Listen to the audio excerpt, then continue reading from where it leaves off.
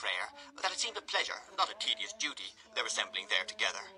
And though the singing might be rude, it was real, and sounded more musical, to Oliver's ears at least, than any he had ever heard in church before.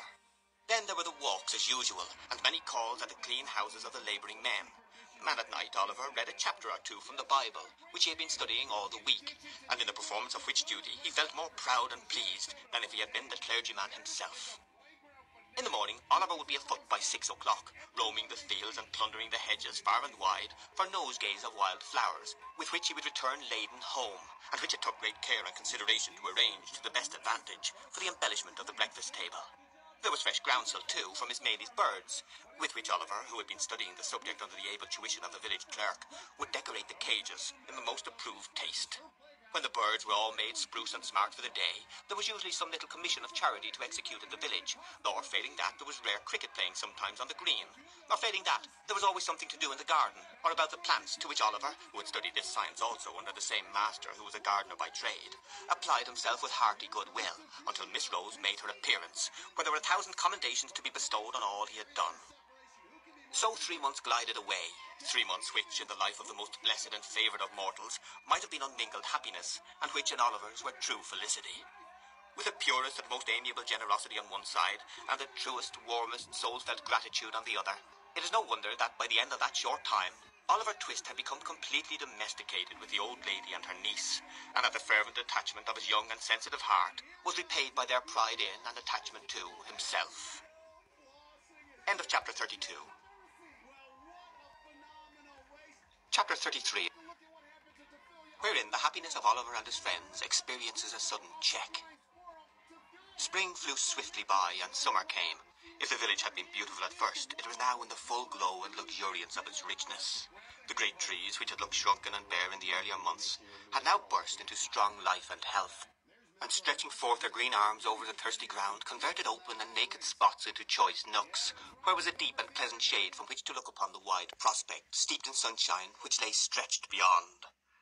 The earth had donned her mantle of brightest green, and shed her richest perfumes abroad. It was the prime and vigour of the year. All things were glad and flourishing.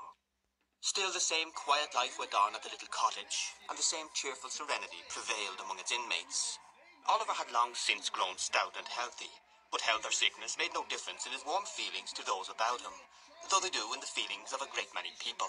He was still the same gentle, attached, affectionate creature that he had been when pain and suffering had wasted his strength, and when he was dependent for every slight attention and comfort on those who tended him. One beautiful night, when they had taken a longer walk than was customary with them, for the day had been unusually warm, and there was a brilliant moon, and a light wind had sprung up which was unusually refreshing. Rose had been in high spirits too when they had walked on in merry conversation until they had far exceeded their ordinary bounds. Mrs. Maylie being fatigued, they returned more slowly home. The young lady, merely throwing off her simple bonnet, sat down to the piano as usual. After running abstractedly over the keys for a few minutes, she fell into a low and very solemn air, and as she played it, they heard a sound as if she were weeping. "Rose, my dear," said the elder lady. Rose made no reply, but played a little quicker, as if the words had roused her from some painful thoughts. "Rose, my love," cried Mrs. Maylie, rising hastily, and bending over her. "What is this? In tears, my dear child, what distresses you?" "Nothing, aunt, nothing," replied the young lady. "I don't know what it is. I can't describe it, but I feel—" "Not ill, my love," interposed Mrs. Maylie. "No, oh, not ill," replied Rose, shuddering as though some deadly chillness were passing over her while she spoke. "I shall be better presently. Close the window, pray." Oliver hastened to comply with her request. The young lady, making an effort to recover her cheerfulness, strove to play some livelier tune, but her fingers dropped powerlessly over the keys. Covering her face with her hand, she sank upon a sofa, and gave vent to the tears which she was now unable to repress. "My child," said the elderly lady, folding her arms about her, "I never saw you so before." "I would not alarm you if I could avoid it," rejoined Rose, "but indeed I have tried very hard, and cannot help this. I fear I am ill, aunt." She was indeed, for when candles were brought, they saw that in the very short time which had elapsed since their return home, the hue of her countenance had changed to a marble whiteness. Its expression had lost nothing of its beauty, but it was changed, and there was an anxious, haggard look about the gentle face which it had never worn before. Another minute, and it was suffused with a crimson flush, and a heavy wildness came over the soft blue eye. Again this disappeared, like the shadow thrown by a passing cloud, and she was once more deadly pale. Oliver, who watched the old lady anxiously, observed that she was alarmed by these appearances, and so in truth was he. But seeing that she affected to make light of them, he endeavoured to do the same, and they so far succeeded that when Rose was persuaded by her aunt to retire for the night, she was in better spirits, and appeared even in better health, assuring them that she felt certain she would rise in the morning quite well. "I hope," said Oliver when Mrs. Maylie returned, "that nothing is the matter. She don't look so well tonight, but—" The old lady motioned him not to speak, and sitting herself down in a dark corner of the room, remained silent for some time. At length she said in a trembling voice, "I hope not, Oliver. I have been very happy with her for some years. Too happy, perhaps. It may be time that I should meet with some misfortune, but I hope it is not this." "What?" inquired Oliver. "The heavy blow," said the old lady, "of losing the dear girl who has been so long my comfort and happiness." "Oh, God forbid!" exclaimed Oliver hastily. "Amen to that, my child," said the old lady, wringing her hands. "Surely there is no danger of anything so dreadful," said Oliver. "2 hours ago she was quite well." "She is very ill now," rejoined Mrs. Maylie, "and will be worse, I am sure. My dear, dear Rose! Oh, what shall I do without her?" She gave way to such great grief that Oliver, suppressing his own emotion, ventured to remonstrate with her, and to beg earnestly that for the sake of the dear young lady herself, she would be more calm. "And consider, ma'am," said Oliver, as the tears forced themselves into his eyes, despite of his efforts to the contrary. "Oh, consider how young and good she is, and what pleasure and comfort she gives to all about her. I am sure, certain, quite certain, that for your sake, who are so good yourself, and for her own, and for the sake of all she makes so happy, she will not die. Heaven will never let her die so young." "Hush," said Mrs. Maylie, laying her hand on Oliver's head. "You think like a child, poor boy, but you teach me my duty notwithstanding. I had quite forgotten it for a moment, Oliver, but I hope I may be pardoned, for I am old, and have seen enough of illness and death to know the agony of separation from the objects of our love. I have seen enough, too, to know that it is not always the youngest and best who are spared to those that love them. But this should give us comfort in our sorrow, for heaven is just, and such things teach us impressively that there is a brighter world than this, and that the passage to it is speedy. God's will be done. I love her, and he knows how well." Oliver was surprised to see that as Mrs. Maylie said these words, she checked her lamentations as though by one effort, and drawing herself up as she spoke, became composed and firm. He was still more astonished to find that this firmness lasted, and that under all the care and watching which ensued, Mrs. Maylie was ever ready and collected, performing all the duties which had devolved upon her steadily, and to all external appearances even cheerfully. But he was young, and did not know what strong minds are capable of under trying circumstances. How should he, when their possessors so seldom know themselves? An anxious night ensued. When morning came, Mrs. Maylie's predictions were but too well verified. Rose was in the first stage of a high and dangerous fever. "We must be active, Oliver, and not give way to useless grief," said Mrs. Maylie, laying her finger on her lip, as she looked steadily into his face. "This letter must be sent with all possible expedition to Mr. Losberne. It must be carried to the market town, which is not more than 4 miles off, by the footpath across the field, and thence dispatched by an express on horseback straight to Chertsey. The people at the inn will undertake to do this, and I can trust you to see it done, I know." Oliver could make no reply, but looked his anxiety to be gone at once. "Here is another letter," said Mrs. Maylie, pausing to reflect. "But whether to send it now, or wait until I see how Rose goes on, I scarcely know. I would not forward it unless I fear the worst." "Is it for Chertsey too, ma'am?" inquired Oliver, impatient to execute his commission, and holding out his trembling hand for the letter. "No," replied the old lady, giving it to him mechanically. Oliver glanced at it, and saw that it was directed to Harry Maylie, Esquire, at some great lord's house in the country, where he could not make out. "Shall it go, ma'am?" asked Oliver, looking up impatiently. "I think not," replied Mrs. Maylie, taking it back. "I will wait until tomorrow." With these words she gave Oliver her purse, and he started off without more delay, at the greatest speed he could muster. Swiftly he ran across the fields and down the little lanes which sometimes divided them, now almost hidden by the high corn on either side, and now emerging on an open field, where the mowers and haymakers were busily at their work. Nor did he stop once, save now and then for a few seconds to recover breath, until he came, in a great heat and covered with dust, on the little market-place of the market town. He paused and looked about for the inn. There were a white bank and a red brewery, and a yellow town hall, and in one corner was a large house with all the wood about it painted green, before which was the sign of the George. To this he hastened as soon as it caught his eye. He spoke to a postboy who was dozing under a gateway, and who, after hearing what he wanted, referred him to the ostler, who, after hearing all he had to say again, referred him to the landlord, who was a tall gentleman in a blue neckcloth, a white hat, drab breeches, and boots with tops to match. He leaned against a pump by the stable door, picking his teeth with a silver toothpick.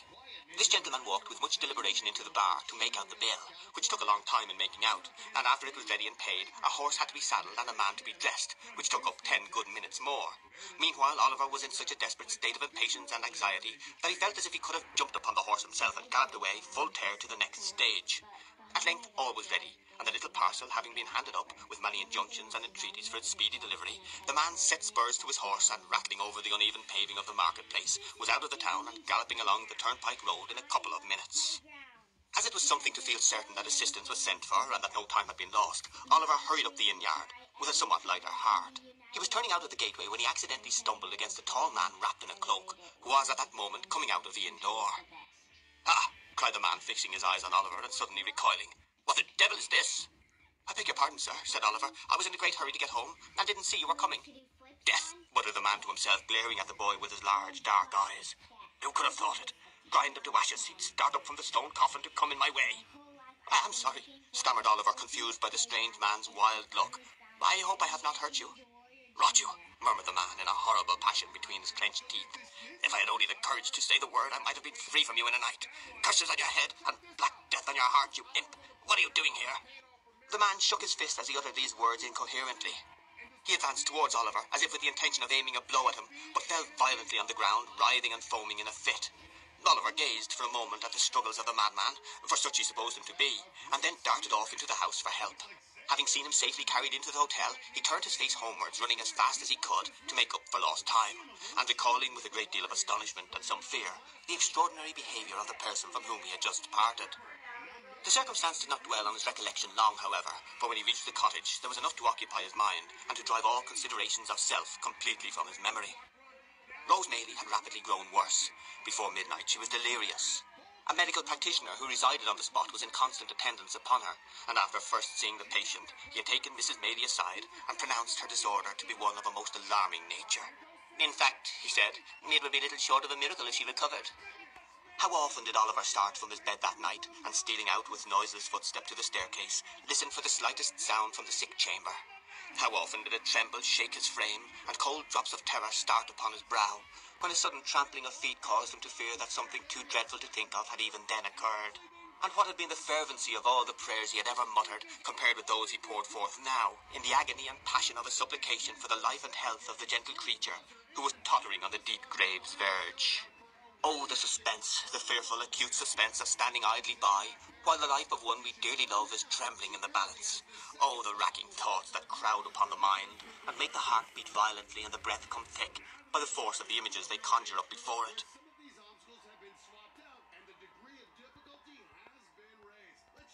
The desperate anxiety to be doing something, to relieve the pain or lessen the danger which we have no power to alleviate. The sinking of soul and spirit which the sad remembrance of our helplessness produces. What tortures can equal these? What reflections or endeavours can, in the full tide and fever of the time, allay them? Morning came, and the little cottage was lonely and still. People spoke in whispers. Anxious faces appeared at the gate from time to time. Women and children went away in tears. All the livelong day and for hours after it had grown dark, Oliver paced softly up and down the garden, raising his eyes every instant to the sick chamber and shuddering to see the darkened window, looking as if death lay stretched inside. Late that night Mr. Lothburn arrived. "It is hard," said the good doctor, turning away as he spoke. "So young, so much beloved, but there is very little hope." Another morning. The sun shone brightly, as brightly as if it looked upon no misery or care, and with every leaf and flower in full bloom about her. With life and health and sounds and sights of joy surrounding her on every side, the fair young creature lay wasting fast. Oliver crept away to the old churchyard, and sitting down on one of the green mounds, wept and prayed for her in silence. There was such peace and beauty in the scene, so much of brightness and mirth in the sunny landscape, such blithesome music in the songs of the summer birds, such freedom in the rapid flight of the rook careering overhead, so much of life and joyousness in all, that when the boy raised his aching eyes and looked about, the thought instinctively occurred to him that this was not the time for death, that Rose could surely never die when humbler things were all so glad and gay, that graves were for cold and cheerless winter, not for sunlight and fragrance. He almost thought that shrouds were for the old and shrunken, and that they never wrapped the young and graceful form in their ghastly folds. A knell from the church bell broke harshly on these youthful thoughts. Another, again. It was tolling for the funeral service. A group of humble mourners entered the gate, wearing white favours, for the corpse was young. They stood uncovered by a grave, and there was a mother once, among the weeping train. But the sun shone brightly, and the birds sang on. Oliver turned homeward, thinking on the many kindnesses he had received from the young lady, and wishing that a time might come again that he might never cease showing her how grateful and attached he was. He had no cause for self-reproach on the score of neglect or want of thought, for he had been devoted to her service. And yet 100 little occasions rose up before him, on which he fancied he might have been more zealous and more earnest, and wished he had been. We need be careful how we deal with those about us, when every death carries to some small circle of survivors thoughts of so much omitted, and so little done, of so many things forgotten, and so many more which might have been repaired. There is no remorse so deep as that which is unavailing. If we could be spared its tortures, let us remember this in time. When he reached home, Mrs. Maylie was sitting in the little parlour. Oliver's heart sank at the sight of her, for she had never left the bedside of her niece, and he trembled to think what change could have driven her away. He learned that she had fallen into a deep sleep from which he would waken neither to recovery and life, or to bid them farewell and die. They sat listening and afraid to speak for hours. The untasted meal was removed, with looks which showed that their thoughts were elsewhere. They watched the sun as he sank lower and lower, and at length cast over sky and earth those brilliant hues which heralded its departure. Their quick ears caught the sound of an approaching footstep. They both involuntarily darted to the door as Mr. Losberne entered. "What of Rose?" cried the old lady. "Tell me at once. I can bear it. Anything but suspense. Oh, tell me in the name of heaven."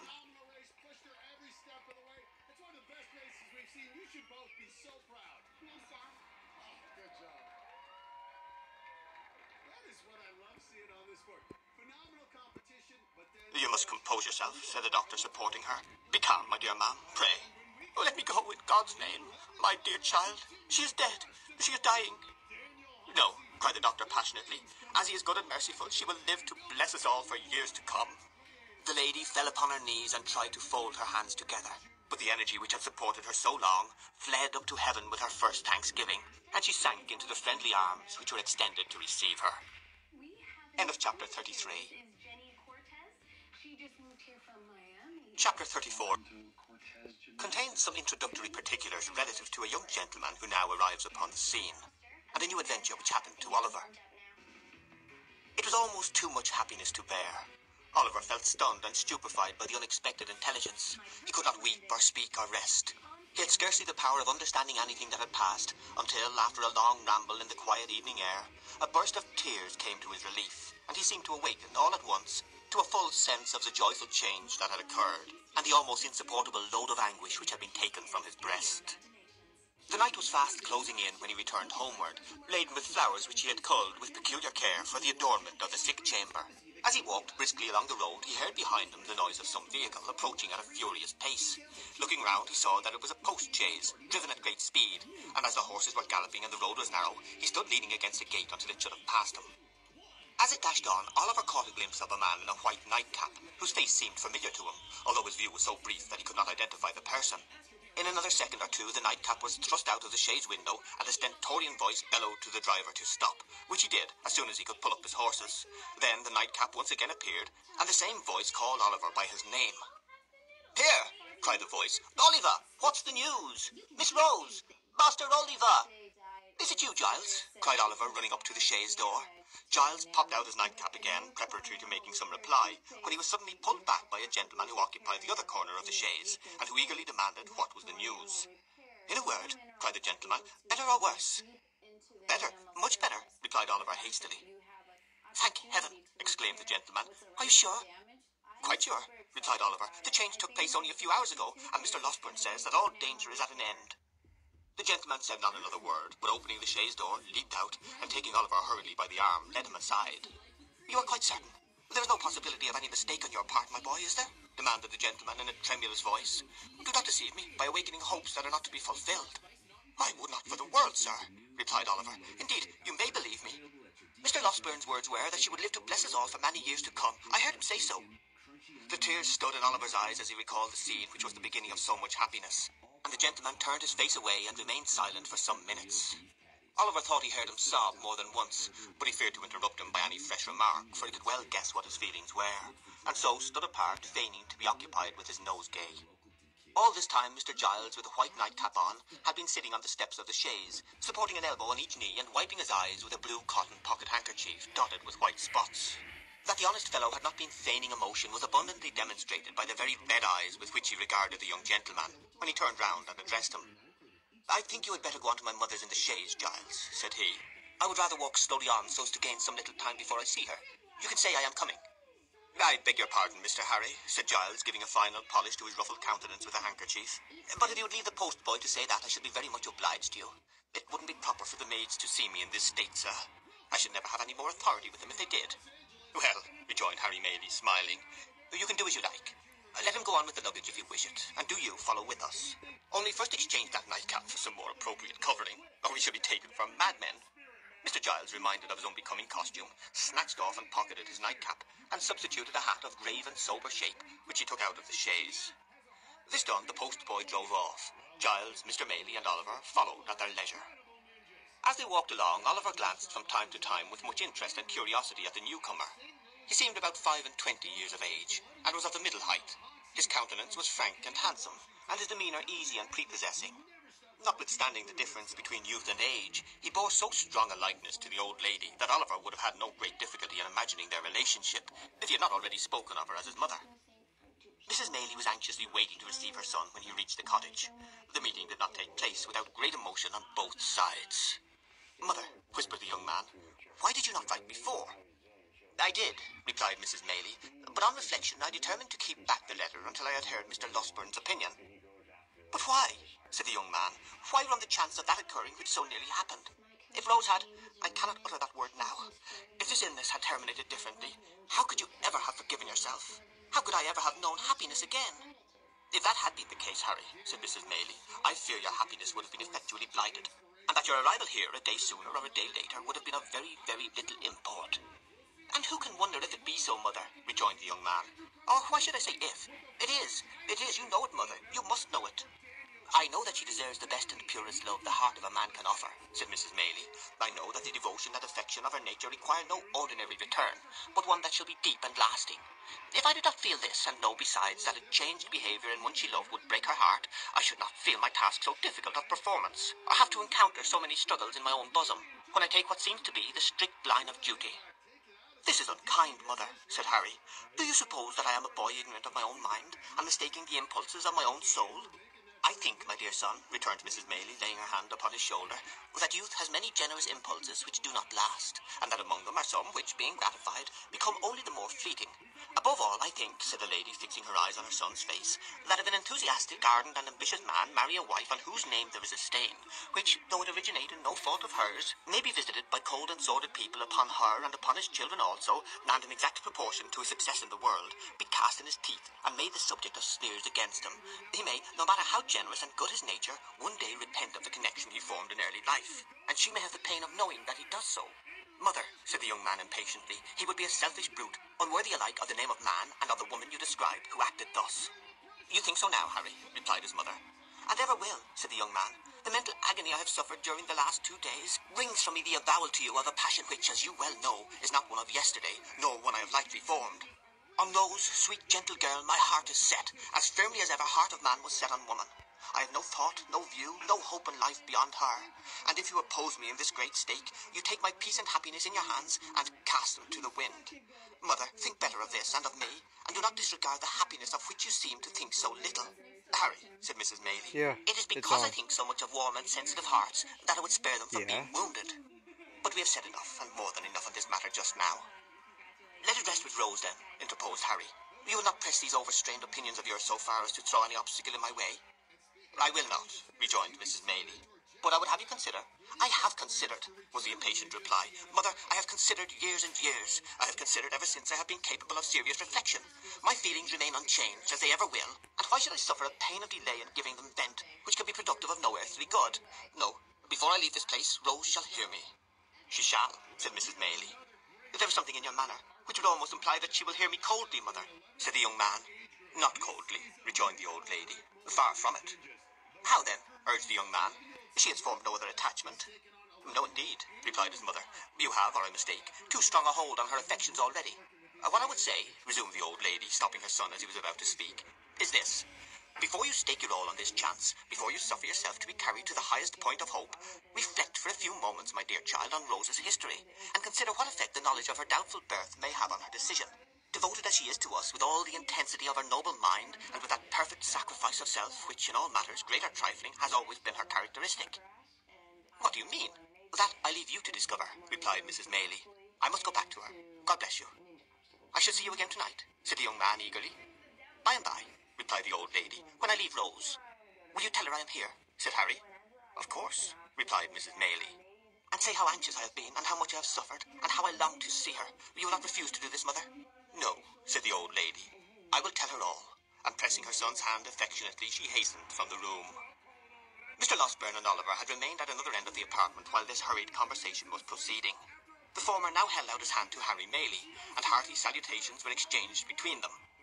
The doctor then communicated, in reply to multifarious questions from his young friend, a precise account of his patient's situation, which was quite as consolatory and full of promise as Oliver's statement had encouraged him to hope, and to the whole of which Mr. Giles, who affected to be busy about the luggage, listened with greedy ears. Have you shot anything particular lately, Giles? Inquired the doctor when he had concluded. Nothing particular, sir, replied Mr. Giles, colouring up to the eyes. Nor catching any thieves, nor identifying any housebreakers, said the doctor. Not at all, sir, replied Mr. Giles with much gravity. Well, said the doctor, I am sorry to hear it, because you do that sort of thing admirably. Pray, how is Brittles?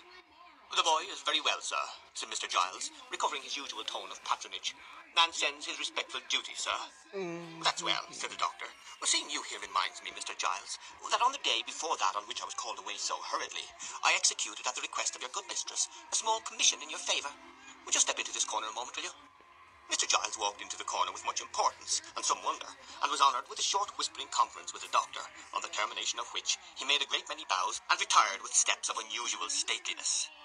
The subject matter of this conference was not disclosed in the parlour, but the kitchen was speedily enlightened concerning it, for Mr. Giles walked straight thither, and having called for a mug of ale, announced with an air of majesty, which was highly effective, that it had pleased his mistress, in consideration of his gallant behaviour on the occasion of that attempted robbery, to deposit in the local savings bank the sum of £25, for his sole use and benefit.